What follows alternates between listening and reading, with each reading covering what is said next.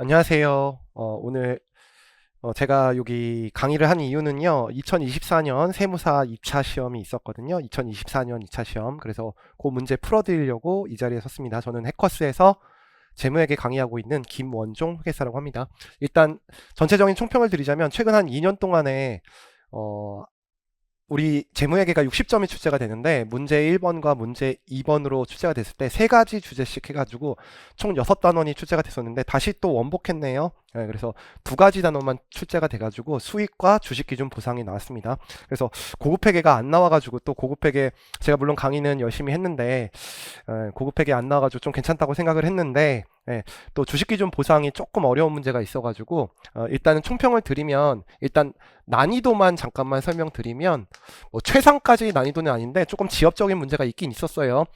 회계사 시험에만 1차 시험과 2차 시험에 출제된 문제가 한 문제가 출제가 돼가지고 그게 6점 정도 되거든요. 난이도는 중상 정도 되는 것 같습니다. 그 다음에 참고로 이제 말씀드리면 이제 합격한 학생들 이 어느 정도 점수를 맞을 것인가. 제가 작년에는 시험 문제가 제가 냈던 모의고사에서 거의 다 출제가 됐기 때문에 합격을 하려면 최소 48점에서 한 52점 정도는 맞아야지 합격한다고 말씀을 드렸거든요. 근데 지금 문제 1번에 물음 1번이 있고 물음 2번이 있고 물음 3번이 있습니다.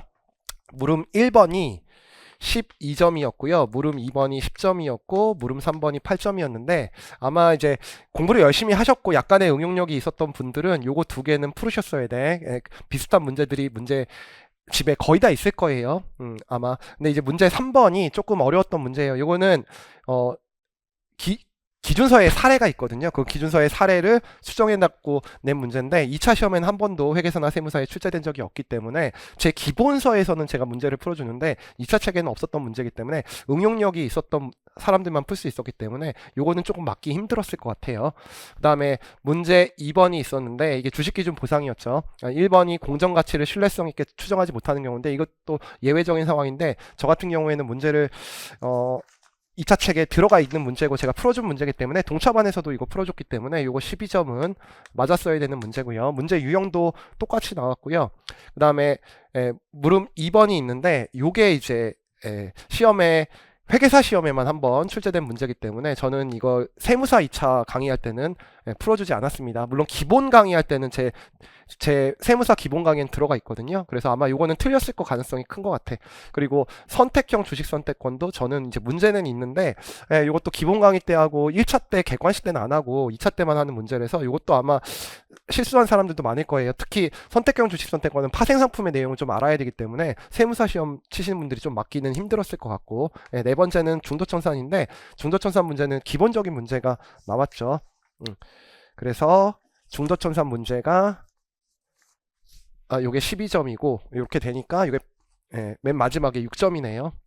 그럼 18점 맞죠? 그래서 요거는 맞았어야 되는 문제니까 이제 아마 합격을 제대로 하려면 요거를 제대로 풀어서 한 40점 정도 푸시는 게 아마 합격생들 평균일 것 같아요. 제가 이게 최소 금액이 아니라 합격생들 평균. 근데 이 문제도 우리가 문제를 풀다 보면 실수를 할 거니까 아마 요거나 요거를 좀 응용력이 있어서 부분 점수를 받은 학생들이나 아니면 요것도 가르쳤으니까 다 맞은 학생들도 있을 테니까 아마 합격자들이 35점에서 45점 사이에 다 몰려 있을 것 같아요. 그러니까 한 35점 이상 맞으면 다른 과목을 잘한다고 가정하면 이제 붙을 수 있는 거고 제가 말씀드리는 거는 이제 작년 같은 경우에는 중급회계 우리 재무회계 문제가 60점이었는데 되게 쉬웠기 때문에 중급회계를 잘 본 사람과 못 본 사람의 차이가 20점 이상 차이가 났거든요. 그리고 회계학 전체로 봤을 때도 원가회계도 좀 쉬운 편이어가지고 30점 이상 차이가 나서 아마 회계학 일부에서 합격자가 당락이 결정되는데 올해 같은 경우에는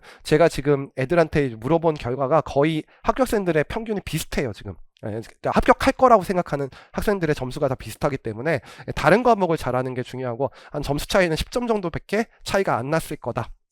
그렇게 생각을 합니다.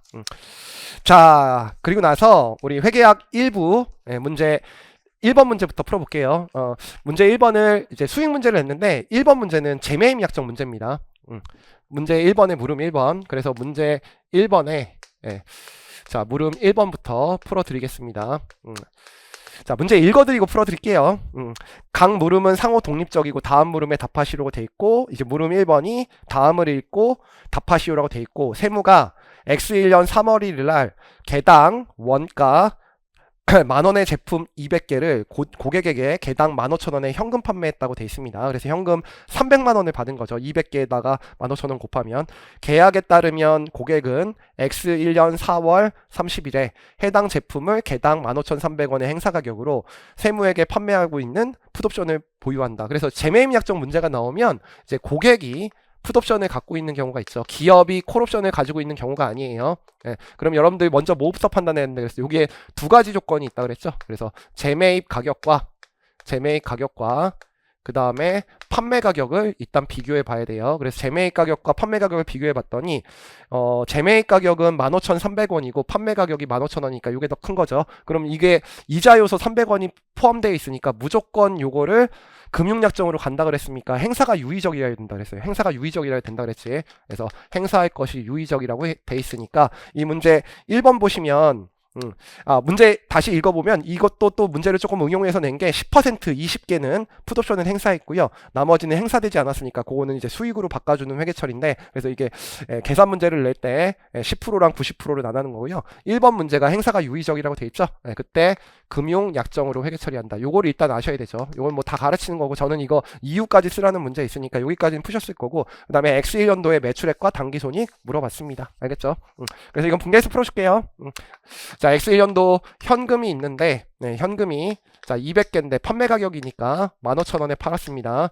그래서 300만원만큼 들어왔고, 행사가 유의적이니까 금융약정이니까 이때 수익 인식하지 말라는 게 핵심이죠. 그래서 차입금 300만원으로 이렇게 회계 처리를 합니다. 그래서 요 날짜가 3월 1일이에요.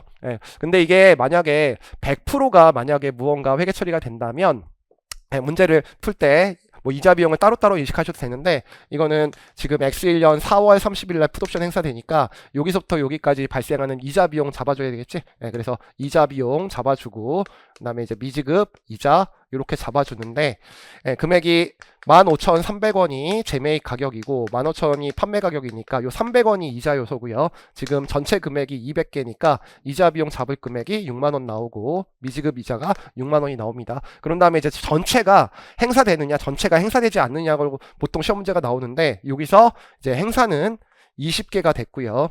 행사 된 부분, 그리고 행사가 되지 않은 부분이 180개라고 돼 있잖아요. 문제가 200개 맞죠?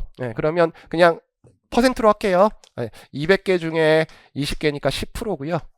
200개 중에 180개니까 90%라고 해가지고 행사가 되는 부분은 그냥 차입금 갚은 걸로 회계 처리하면 되지. 그럼 여기다가 몇 프로 곱하면 돼요? 10%. 그래서 10% 곱하면 차입금 30만원이 될 거고요. 그 다음에 미지급 이자도 갚은 거니까 요거는 10%라고 이렇게 회계 처리하면 미지급 이자 10%니까 6,000원이죠. 그래서 요거는 현금 갚은 걸로 30만 6천원으로 이렇게 회계 처리하시면 되죠. 그 다음에 행사되지 않은 부분은 여기다가 이제 몇 프로 곱하면 돼요? 90% 곱하면 되죠. 그래서 요거 90% 곱한 거. 그러면 차입금은 자 270만원이 될 거고요. 미지급 이자도 90% 곱해야 되니까 54,000원이죠. 그래서 미지급 이자 54,000원이 이렇게 되는데, 이때 통제가 넘어가죠. 그래서 행사가 안 되면 그 시점에 차익 거래는 끝난 걸로 보고 수익 인식해야 되니까 수익 또는 매출액이라고 해서 요 매출액을 2754000으로 인식하시면 됩니다. 그 다음에 요것만 끝내면 안 되죠. 이게 수익 문제 나오면 대부분 다 계속기록법으로 문제를 풀어야 되니까 거기 원가가 나와 있잖아요. 그래서 원가만큼 이게 제품이었어요. 그래서 제품을 이제 매출 원가로 바꿔주면 되는데, 전체가 다 아니라 180개만 되니까 180개에 만원이죠. 그래서 만원 곱한 거니까 요게 180만원. 그래서 180만원 나와서 제가 수익 문제 나오면 매출 원가 잊지 말라 그랬어요. 그래서 문제가 뭘 물어봤냐면 요게 양가로 1번인데 첫 번째 문제는 단기 매출액 물어봤죠. 그래서 매출액 물어봤으니까 요거 답 쓰시면 되죠. 그래서 2754000 쓰시면 되고, 두 번째는 수익 단기 손익에 미친 효과 물어봤죠. 그래서 양가로 2번에 단기 손익에 미친 효과 물어봤으니까 손익 항목이 요거랑 요게 나오죠. 그래서 요거 더하시고 요거 빼시고 요거 빼시면 됩니다. 요 금액에서 요 금액 빼고 요 금액 빼준 걸로 금액 계산하시면 되니까 요 금액 계산하시면 894000이 이렇게 나와서 요 정도 문제는 풀만한 문제예요. 그 다음에 이제 양가로 2번은 문제를 똑같은 문제인데요. 이게 고객이 풋옵션을 갖고 있는데 재매입 가격이 판매 가격보다 크긴 큰데 행사가 유의적이지 않대. 처음에 시장 가치가 금액이 작은 거죠. 그러면 이때는 이 계약을 체결하지 않아야 되는데 물건에 뭔가 하자가 있어가지고 이 계약을 체결하는 거니까 반품권이 있는 판매로 회계 처리한다 그랬죠. 그래서 반품권이 있는 판매의 회계 처리를 아시면 문제를 풀 수 있습니다. 그래서 X1년도에 단기 매출액과 단기 손익을 계산하라고 돼 있고 행사가 유의적이지 않은 거라고 돼 있고요.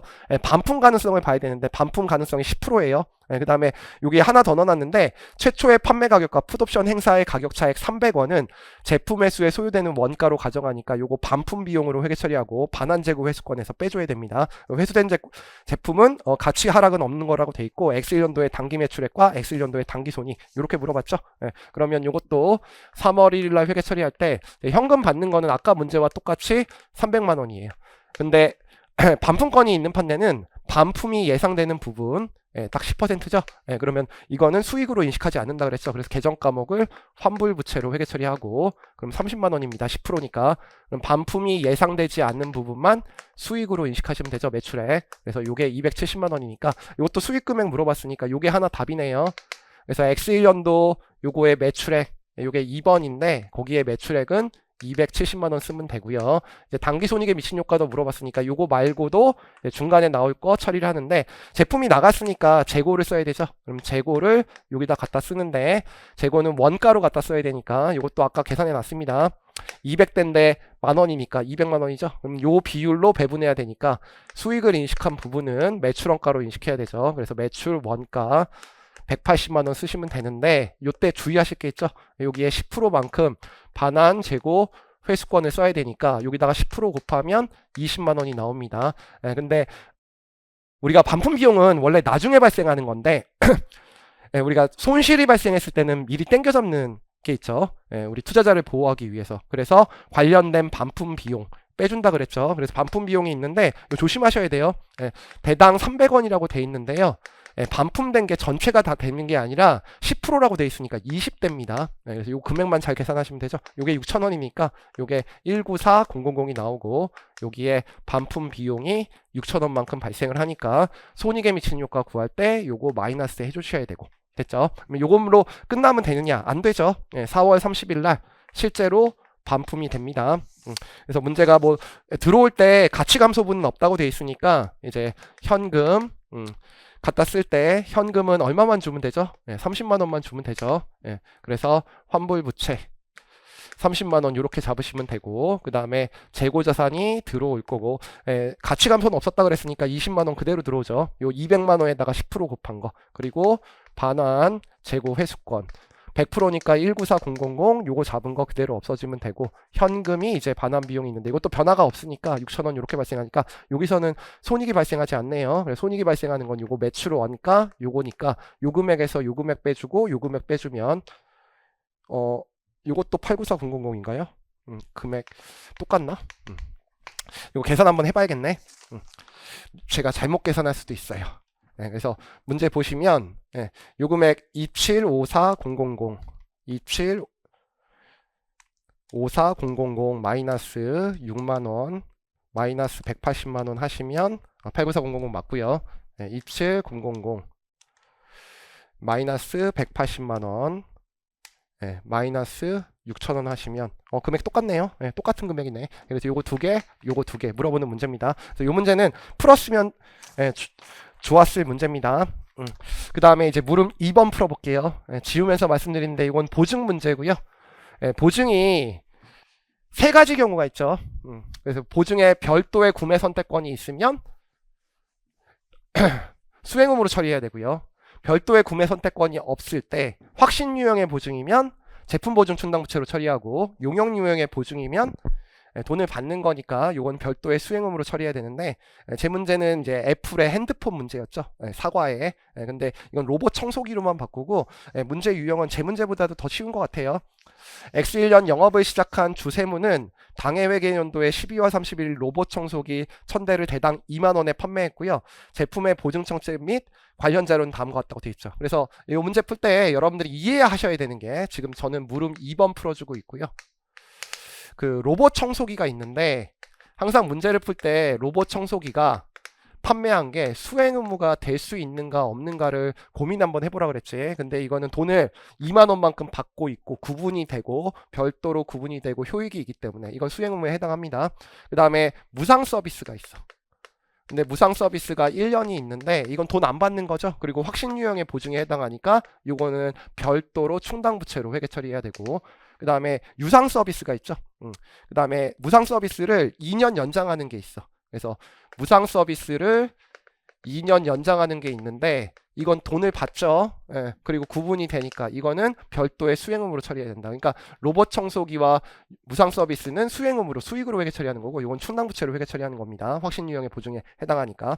그 다음에 고객이 추가 지불하는 금액 대당 2,000원은 무상 보증 기간 연장 조건에 따라 개별 판매 가격을 반영한다. 이게 무슨 말이냐면 로봇 청소기가 1,000대가 있는데 이 중에서 이 로봇 청소기에 2년 동안 연장할 때 돈을 2,000원만큼 내는 사람이 있는데 이게 개별 판매 가격을 반영하니까 요거 두 개를 4단계 절차에서 거래 가격을 배분할 필요가 없다는 거죠. 배분하든 안 하든 똑같으니까. 그러니까 첫 번째 문제 풀 때는 배분 안 해도 됩니다. 22,000원을 그냥 2만원과 2,000원을 똑같이. 그래서 1,000대 가운데 다 선택하는 건 아니죠. 이게 전체가 1,000대가 팔렸는데 이거 선택한 사람은 400명밖에 안 돼요. 400대. 그 다음에 기본 무상 조건과 연장 무상 조건의 추가 2년의 보증 활동을 위해서 50만원과 70만원을 지출할 것으로 예상했고요. 그러면 X1년도에 1년이니까 X2년도 거는 무상 지출과 관련된 52만원이고 X3년도와 X4년도는 요 70만원 나간 거 얘기하는 거죠. 일단 추정을 그렇게 한 거고, 그 다음에 동거래에서 X1년만 인식하는 부채의 세부 계정 과목과 금액 구하는 게 물음 1번입니다. 그래서 붕괴 보여줄게요. X1년도에 붕괴하실 때 현금이 있는데 이게 처음 문제는 이제 가정 없는 거예요. 1,000대를 팔았고요. 대당 2만원에 파니까요. 현금 200만원이고요. 그 다음에 이제 매출을 2천만원이죠. 2천만원 이렇게 인식할 거예요. 그 다음에 제 책에 제가 이거 당기손익에 미치는 효과 문제 나오면 여러분 조심하라 그랬죠. 계속기록법 나오면 재고자산 이제 매출 원가 이렇게 분계를 놓치면 안 되는데 다행스럽게도 이 문제는 로봇의 원가가 없어서 요거는 이제 고려 안 해도 되는 문제. 그 다음에 이제 추가적으로 현금을 받는데 이거 조심하셔야 돼요. 400대만 2,000원만큼 돈 내고 선택하기로 했죠. 그래서 요거를 원래 거래 가격을 배분하셔야 되는데 배분할 필요가 없다는 거죠. 개별 판매 가격이니까 배분해도 똑같은 금액 나오니까. 그래서 요거 계산하시면 요게 80만원인데 이거는 기간에 걸쳐 이행하는 수행 의무니까 이제 내년부터 발생할 거니까 이제 계약 부채라고 해서 이제 80만원 처리하고 요 계약 부채를 이제 건설 계약처럼 원가 진행률로 이제 땡겨주면 되는 거죠. 그 다음에 또 하나가 요 무상 서비스가 있죠. 그래서 보증비가 발생하는데 원래는 이 매출액의 몇 %만큼 보증이 발생할 거라고 추정하는데 그냥 50만원 줬으니까 수익비용 대내 원칙 때문에 50만원 잡아주시고 제품 보증 충당부채라고 이렇게 50만원 잡아주시면 됩니다. 이거 계정 과목도 쓰라 그랬으니까 제품 보증 충당부채라고 이렇게 쓰시면 되죠. 그래서 물음 양가로 1번 답은 부채의 세부 계정 과목과 금액 계산하라고 했으니까 요거랑 요거를 답으로 쓰셔야 되는 겁니다. 양가로 1번은. 그 다음에 양가로 2번에서 세무가 X2년도와 X3년도에 당기손익 인식하라 그랬고요. 그 다음에 보증 영역의 저 2년에 대한 대가는 기간에 걸쳐 이행하는 수행 의무이고 원가 진행률 쓰라고 되어 있습니다. 그럼 이제 X2년도에 요 제품 보증비가 있는데 충당부채가 있죠. 그럼 충당부채를 정리해 버려야 되지. 50. 근데 실제로 나간 금액이 이제 종료가 됐는데 현금이 52만원 나갔으니까 추정 잘못했네. 그러면 2만원만큼 이제 보증비 새로 잡아야 되죠. 그래서 요게 양가로 2번이고요. 요게 당기손익에 미친 효과입니다. 그래서 문제가 X2년도에 당기손익 문제 푸실 때는 마이너스 2만원 이렇게 쓰시면 되는 거죠. 그 다음에 이제 X3년도가 되면 이제 계약부채 일부 금액이 처리가 되죠. 무상 수리 조건이니까 요거를 수익으로 이렇게 바꿔줘야 되는데 원가 진행률 쓰라고 했으니까요. 80만원이 있는데 맞죠? 진행률이 70만원이 예상이 됐는데 단기까지 누적 발생 원가가 24만 5천원입니다. 조심하실 게 52만원 쓰는 거 아니에요. 52만원은 무상 수리와 관련된 거고 이게 돈 받은 거랑 관련된 거니까 요 비율로 배분하면 요게 28만원이 나오고요. 28만원. 그리고 수익도 28만원 나오니까 요게 이제 당기손익에 미친 효과인데 이것만 처리하면 되죠. 돈 나간 거 있으니까 이제 현금 24만 5천원 나가는 거를 비용 다른 말로 원가라고 해서 제품 보증 원가라고 해서 24만 5천원 이렇게 처리하시면 됩니다. 그래서 요 금액에서 요 금액 빼주니까 요거 당기손익에 미친 효과는 X 3년도에 당기손익에 미친 효과는 35,000원이고 요게 물음 2번에 양가로 2번의 답이죠. 요거 두 개 물어본 거고, 양가로 3번은 위 자료 조건에서 아까 요 80만 원이 개별 판매 가격을 반영한다 그랬는데 반영하지 못한다 그랬으니까 반영하지 못할 때는 어떻게 해야 되죠? 거래 가격을 배분해야 되죠. 그래 거래 가격을 배분해야 되는데 조심하셔야 돼.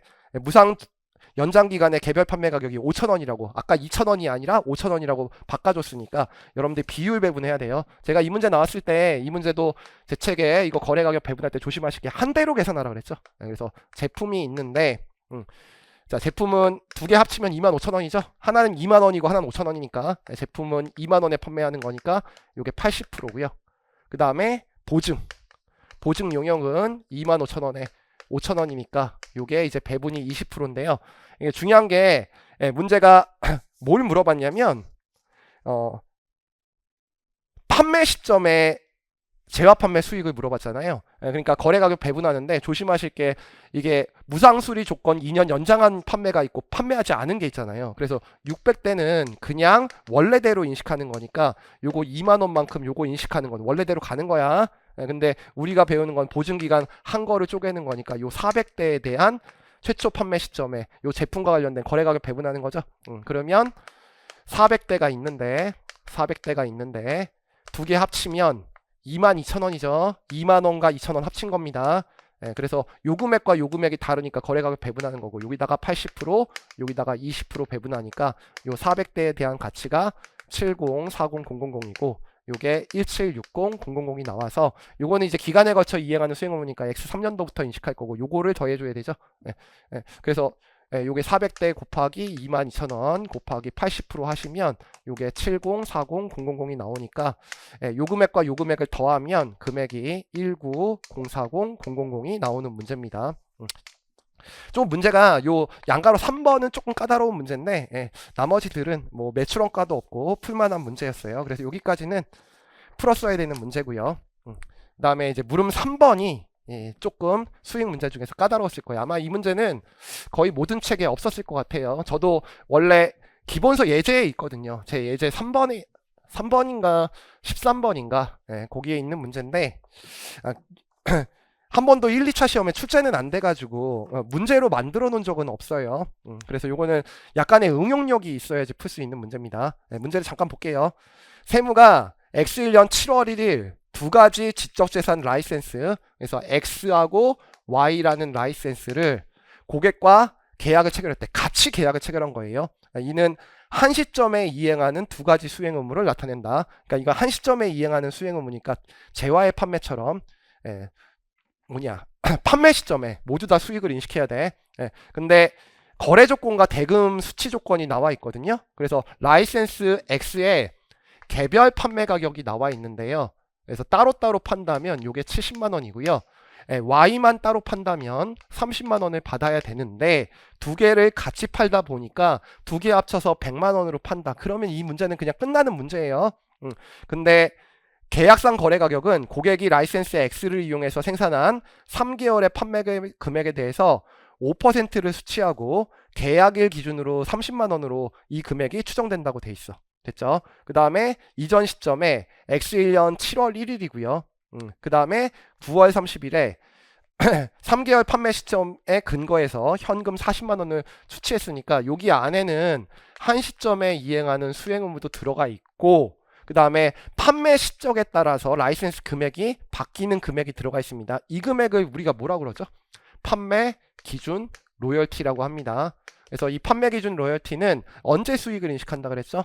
수행 의무가 이행되거나 그 다음에 매출액이 확정되는 시점 둘 중에 늦은 시점에 인식하라고 돼 있죠. 그러니까 이건 마지막에 인식하는 거고 이건 별도로 회계 처리해야 됩니다. 이거는 결국은 매출액이 확정되는 시점이니까 9월 30일에 수익을 인식해야 돼. 그러니까 여기 안에 금액이 들어가 있는데 이 금액으로 비교를 해보면 여러분들이 지금 받은 대가가 40만 원과 그 다음에 50만 원이니까 90만 원을 받았잖아요. 전체가. 그러면 라이센스 X는 돈을 받은 거니까 변동대가에 해당하고요. Y를 보시면 개별 판매 가격이 30만 원인데 고정대가죠. 이거는 고정대가 고정대가로 50만 원을 수취했다고 돼 있어. 그러면은 Y를 50만 원 인식했을 때 Y를 50만 원 전부 다 수익으로 인식하면 돼야 안 돼요? 안 되죠. 예, 요거 변동대가 받은 게 40이고 요게 50만 원이 이렇게 받았는데 개별 판매 가격은 30만 원이고 70만 원이니까 요 받은 금액이 개별 판매 가격을 반영하지 못하잖아요. 그러니까 여러분들이 어떻게 해야 돼? 거래 가격을 배분해야 돼요. 그래서 거래 가격을 배분하려면 X라는 게 Y라는 게 있어요. 그러면 X하고 Y의 일단 비율을 배분해야 되죠. 개별 판매 가격 기준으로 배분하니까 100만 원 중에 X는 70만 원이 됩니다. 그래서 요건 70%가 되고요. 그 다음에 요게 100만 원이 있는데 여기에 30만 원이니까 개별 판매 가격 기준이 30%죠. 근데 이제 받은 금액이 처음에 받은 게 8월 15일 날 받은 게 있죠. 요게 고정대가인데 이걸 배부할 때 예금액과 예금액으로 배부해야 되니까 이 50만 원 받은 거는 여러분들이 7대 3으로 배분해야 됩니다. 계산되니까 50만 원에다 70% 곱하면 35만 원. 그리고 요거는 15만 원으로 이렇게 측정을 해야 되고 여기에 변동대가가 들어가 있죠. 그래서 변동대가는 나중에 돈을 받아서 40만 원을 받았는데 이것도 개별 판매 가격 기준으로 배분해야 되니까 70% 30%로 배분해야 되니까 47에 28이니까 요게 28만 원 그리고 요게 12만 원 이렇게 인식이 돼야 됩니다. 됐죠? 네, 근데 이제 회계 처리를 물어봤는데 7월 매출액과 8월 매출액과 9월 매출액을 잡으라 그랬어. 그럼 7월 매출액에 이게 한 시점에 이행하는 수익금이잖아요. X. 그러면 X에 라이센스 한 거랑 판매 기준 로열티를 따로따로 회계 처리해야 되니까 자, 요때 수익을 인식해야 돼. 뭐만 인식하면 돼요? X만. 그쵸? 그럼 뭘 인식하는 거야? 요 고정 대가만. 왜냐면 이 변동 대가는 언제 인식해야 돼요? 9월 30일 날 확정됐을 때. 예, 그러면 돈은 안 받았잖아요, 이때. 그래서 수취한 금액 받을 금액이 확정됐으니까 수취채권이라고 해서 35만 원이라고 잡으시고 그 다음에 수익을 35만 원 잡아야 되는데 요거는 이제 X와 관련된 고정대가 요금액 잡으라는 겁니다. 예, 그 다음에 이제 8월 15일이 되면 현금을 받죠. 거기 문제 라이센스 Y와 관련된 현금을 받았습니다. 50만 원. 그러면 현금 50만 원을 받았는데 이 금액을 쪼개줘야 되죠. 하나는 수취채권 35만 원 요거 받은 거고요. 나머지는 15만 원인데 이제 Y는 이전이 9월 30일 날 되니까 Y는 9월 30일 날 인식해야 돼. 그러니까 요거는 계약 부채로 이렇게 잡는 거죠. 예. 그래서 요때 7월, 8월, 9월에 매출액 물어봤으니까 요게 35만 원이고요. 그다음에 요건 0이죠. 수익 금액 요건 있고 요건 없으니까. 예. 그다음에 이제 9월 30일이 되면 요때 이제 나머지 현금 40만 원 받고 그다음에 계약 부채 받는 거죠. 예. 계약 부채 15만 원. 예. 근데 이 이유가 달라요. 그래서 요거 고정대가와 변동대가 요거 두 개 합친 거 27만 원은 이게 한 시점에 이행하는 수익의무니까 9월 30일 날 다 인식해야 되죠. 그래서 요때 매출액 Y를 인식하는데 요거 두 개 인식해야 되니까 요건 27만 원. 그 다음에 요 매출액 X는 요건 판매 기준 로열티입니다. 알겠죠? 수익 판매 기준 로열티. 이건 늦은 시점인데 9월 30일 날 확정됐으니까 요게 28만 원 잡히는 거니까 결국은 요렇게 잡히면 두 개 합치면 요게 45만 원 나오니까 35만 원 0, 45만 원 요렇게 푸는 문제죠. 아, 잘못됐다. 예, 요거 55만 원인데. 예, 55만 원. 요거 두 개 더하면 55만 원 맞죠? 예, 그래서 요거 세 개 물어보는 문제입니다. 요 문제는 아마 풀기 힘들었을 거예요. 예.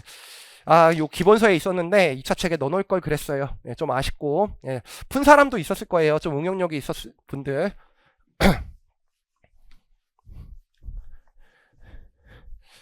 자, 그 다음에 이제 주식기준 보상입니다. 주식기준 보상에서 문제 2번에 물음 1번은 뭐 제가 풀어준 문제니까 동차 때도 풀어줬어요. 동차 학생들한테도 풀어줬으니까 풀 수 있었을 거예요.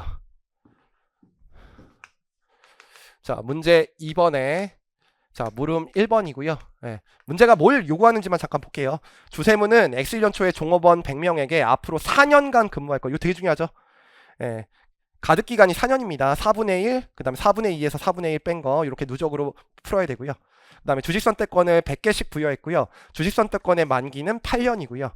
행사 가격으로 단위당 1,000원만큼 발생을 했고 행사 가격이 1,000원이고요. 부여 1년제 주식 선택권의 주가도 1,000원이었어. 근데 부여 1년제 세무는 주식 선택권의 공정 가치를 신뢰성 있게 측정할 수 없다. 이게 중요한 거죠. 원래 주식 선택권은 공정 가치를 신뢰성 있게 측정할 수 있으면 부여 1에 딱 한 번만 주식 선택권의 공정 가치 측정하고 그 이후에 수정하지 않는데 공정 가치를 신뢰성 있게 추정하지 못하면 대용치수죠. 그래서 내재 가치를 대용치로 공정가치의 측정치로 쓰고 매 보고기간 말에 공정가치 내재가치로 재측정하고 그거 당기손익으로 처리하니까 내재가치를 현금 결제형의 주식선택권의 공정가치라고 생각하고 현금 결제형처럼 풀면 되는 거죠.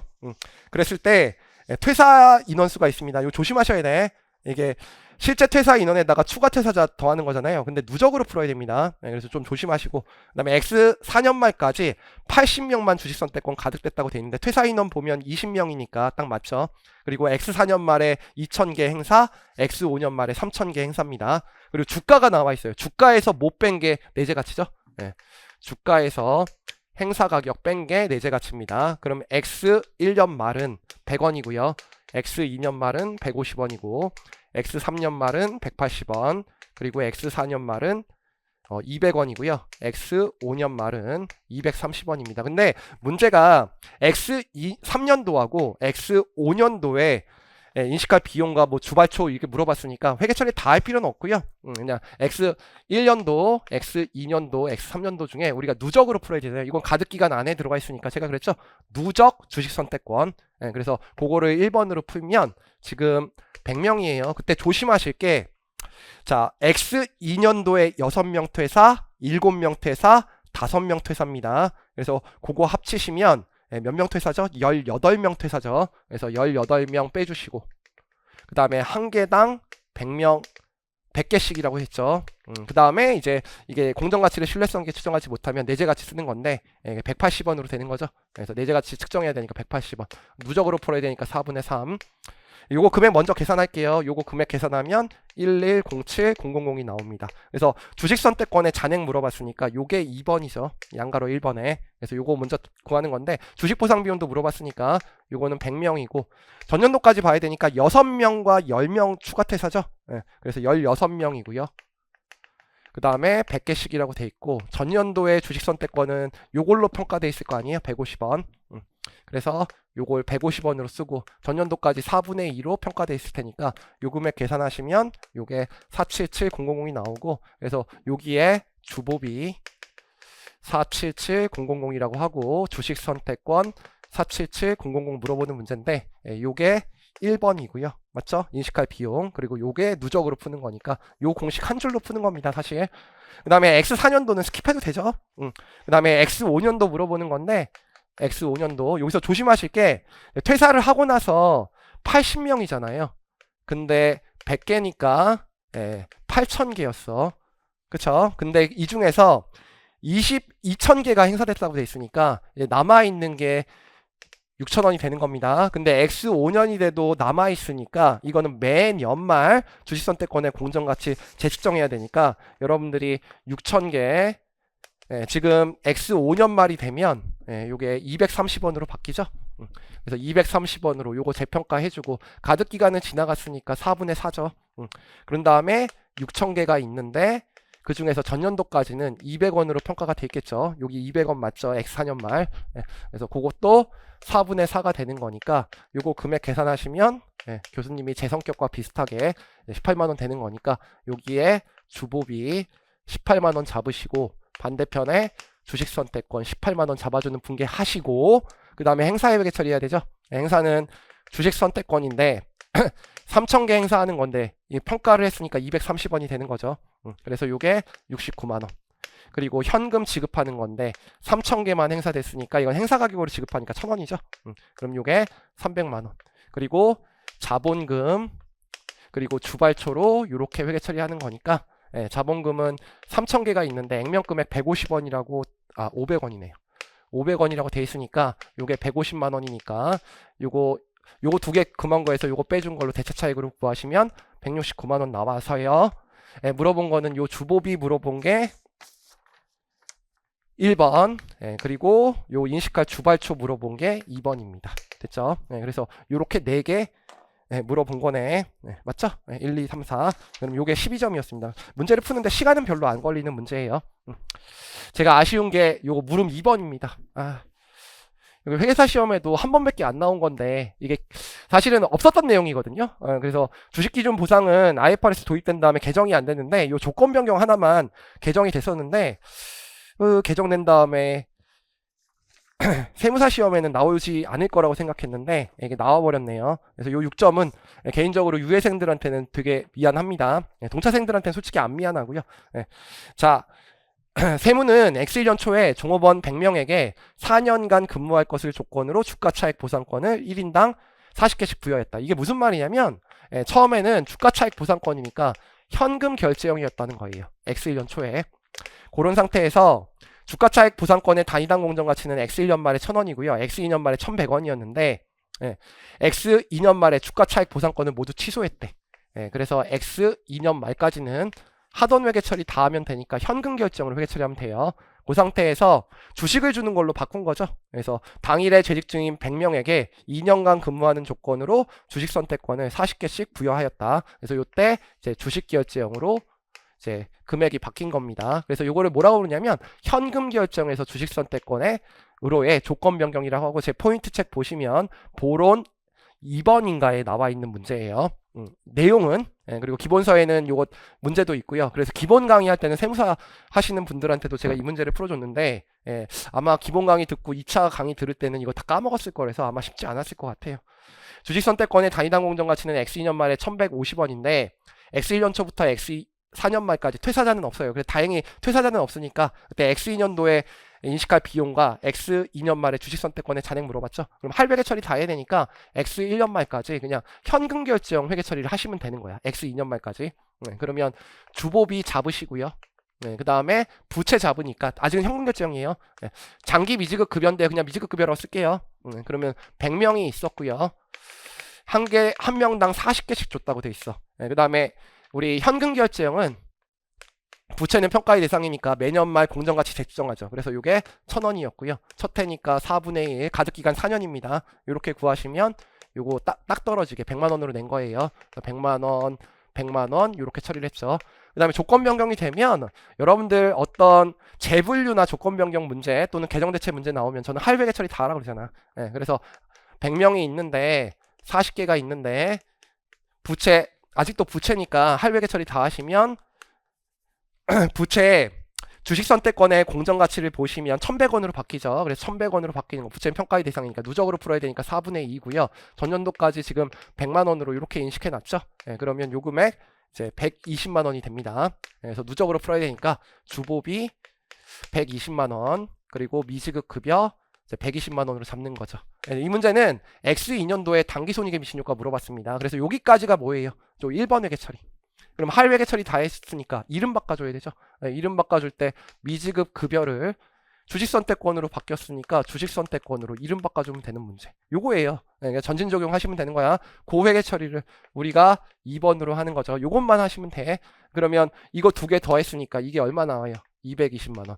근데 이게 주식을 주는 거니까 현금 결제형은 현금 주는 거니까요. 현금 결제형의 공정가치와 주식 선택권의 공정가치는 금액이 다릅니다. 그래서 100명이 있는데 40개죠. 근데 가득기간이 4년이었는데 요때 주식 선택권의 공정가치를 구했더니 요 금액이 1,150원이 나왔다는 거죠.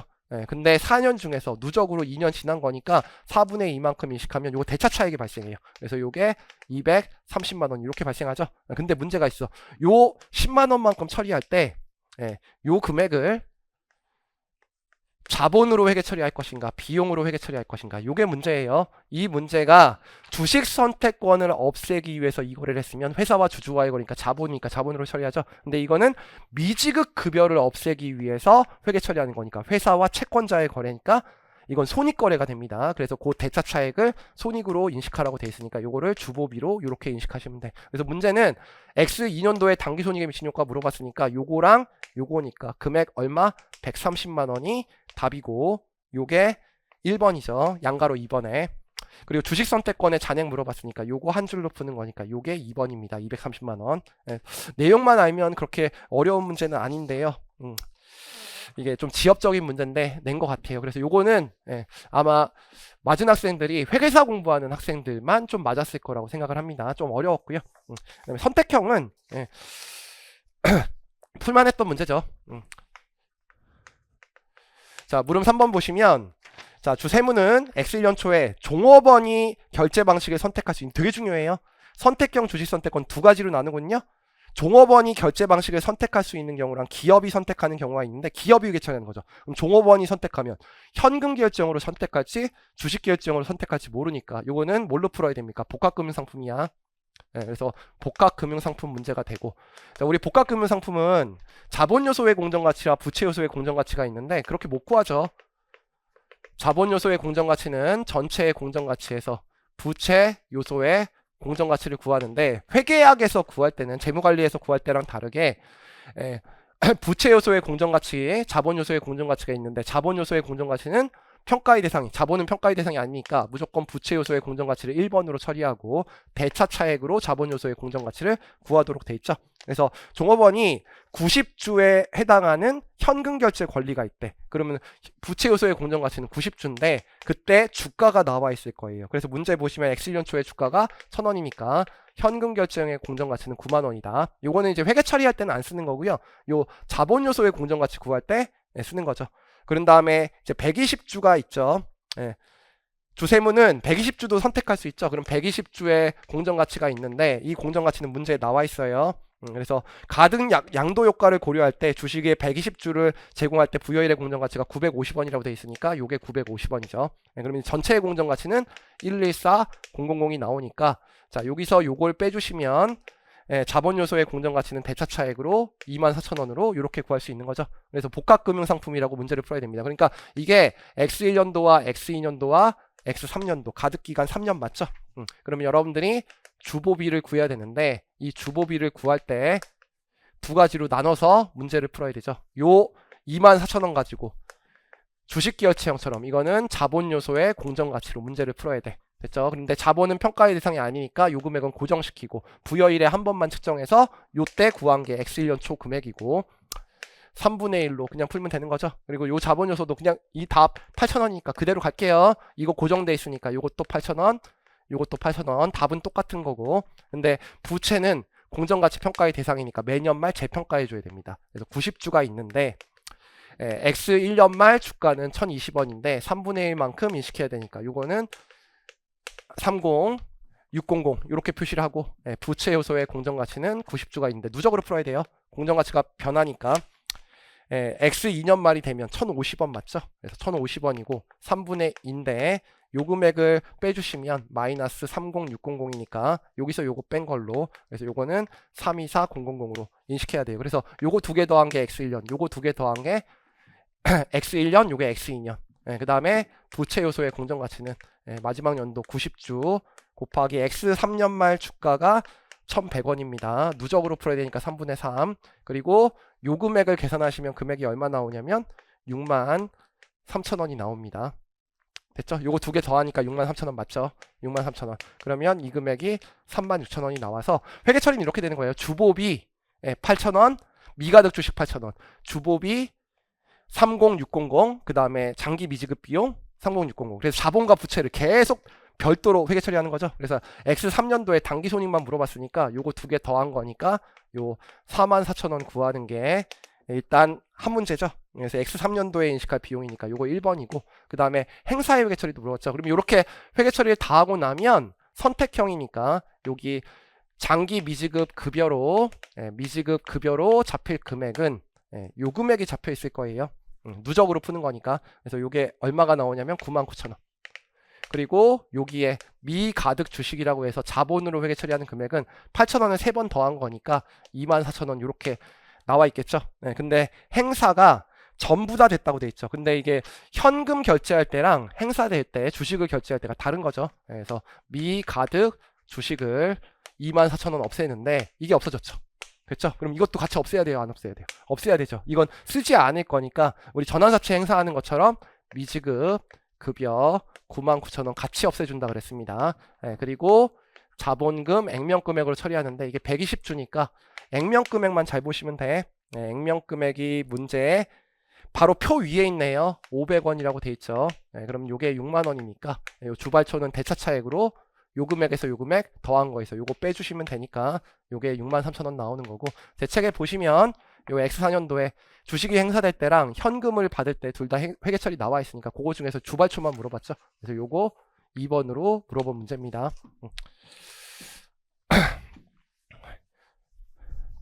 선택형이 좀 까다롭긴 해요. 기억이 잘 안 나죠. 가르쳐도.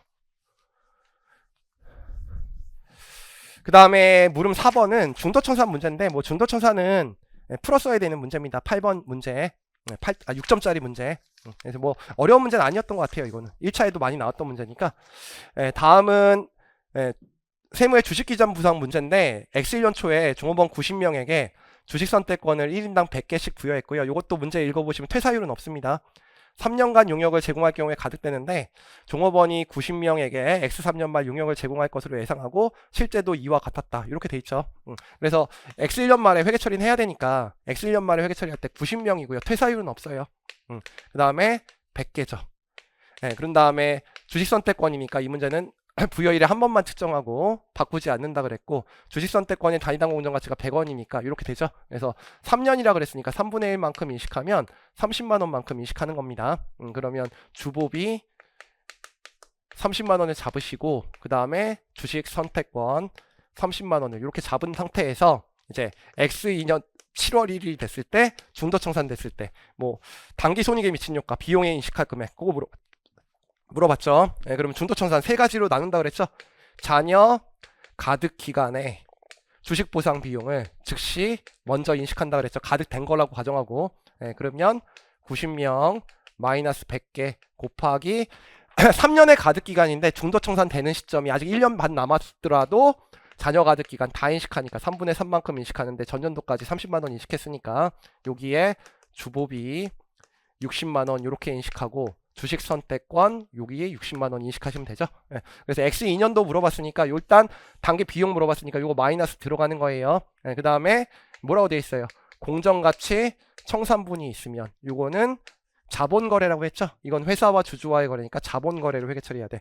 근데 이제 문제가, 이제 공정가치를 보시면 X1년 말에 단위당 공정가치가 110원인데 X2년 7월 1일 날 120원이니까 공정가치 초과분은 없죠. 그러니까 그냥 현금, 자 90명 맞죠. 그 다음에 퇴사율 없으니까 100개. 그럼 현금 지급한 게 110원이 된다. 그러면 현금 지급한 건 99만원이고요.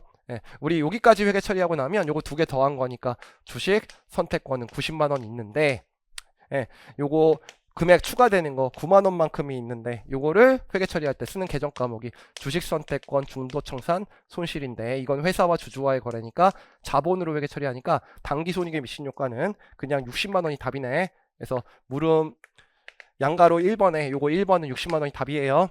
그리고 요 문제는 지금 이게 110만원에 결제될 때죠. 그래서 공정가치 초과분이 없습니다. 요 문제고요. 그 다음에 두 번째 문제는 150원에 청산했을 때죠. 그러면 똑같죠. 주보비 30. 원래 회계 처리 안 하는 거예요. 주식 선택권 30이고요. 요 회계 처리도 똑같죠. 그래서 주보비 60, 그 다음에 주식 선택권 60까지는 똑같으니까 요건 똑같고, 근데 이건 공정가치 초과분이 있으니까 두 개로 나눠야 되죠. 현금 나간 거를 두 개로 쪼개 보겠습니다. 공정가치가 120원이라고 돼 있으니까 90명 곱하기 100개 곱하기 120원, 요거 지급한 거는 108만원이죠. 요건 자본거래로 보는 거고, 현금 90 곱하기 100명인데 공정가치 초과분이니까 30원, 요거는 150원에서 120원 뺀 겁니다. 요거는 일 잘해서 금액 구한 거라 그랬으니까 이거는 단기손익 주보비로 처리한다 그랬죠. 그래서 이렇게 나눠 갖고 회계 처리하시고, 그리고 주식 선택권은 아까 90만원이었으니까 요 두 개 더한 거, 여기 중도청산 손실이 있는데 요 중도청산 손실은 18만원이죠. 이 금액 되게 좋아하시네. 됐죠? 그래서 요거는 자본입니다. 그런 다음에 요거는 금액이 따로 27만원이죠. 39, 27, 27만원 맞죠? 그리고 요거는 주보비로 이렇게 27만원 처리하는 거니까, 요 금액과 요 금액 물어본 문제니까 요 금액의 문제의 답은 87만원이 답이겠네요. 여기까지 하시면 물음 4번까지 풀어드렸습니다. 그럼 다시 한번 말씀드리는데, 제가 개인적으로 평가할 때는요, 수익 문제에 1번과 2번과 3번이 있는데 요거랑 요걸 맞았으면 합격 가능해요. 그래서 요게 두 개 합치면 요게 10점이고요. 요게 12점이고 요게 8점이니까 요건 틀리더라도 괜찮고요. 그 다음에 요거 물음 1번이 12점이고요. 요건 맞았어야 돼요. 물음 2번이 6점이고 물음 3번이 6점이고 물음 4번이 6점인데 요것도 맞았어야 돼. 그럼 요거랑 요거랑 요거랑 요거랑 더하면 40점이 나오고요. 그 다음에 조금 더 공부하신 분들의 요거 선택형 요것도 예, 제가 강의를 했으니까 46점 정도. 예, 그래서 한 35점에서 한 46점 정도 맞으면 합격 가능합니다. 그래서 요 사이에 있는 사람들이 다른 과목 잘했을 때 붙는 거니까 평균 한 40점 정도니까 예, 만약에 35점 맞은 학생이면 다른 과목 잘하면 붙는 거고 그 다음에 원가도 있었으니까요. 예, 그리고 요 46점을 맞아서도 떨어진 학생이 있어요. 예, 세법학이나 다른 거 못하면 회계학 2부가 어려웠으니까. 그래서 마음 편하게 예, 쉬시고요. 네. 자, 모두 다 합격했으면 좋겠습니다. 네, 오늘 강평은 이렇게 끝낼게요. 수고하셨습니다.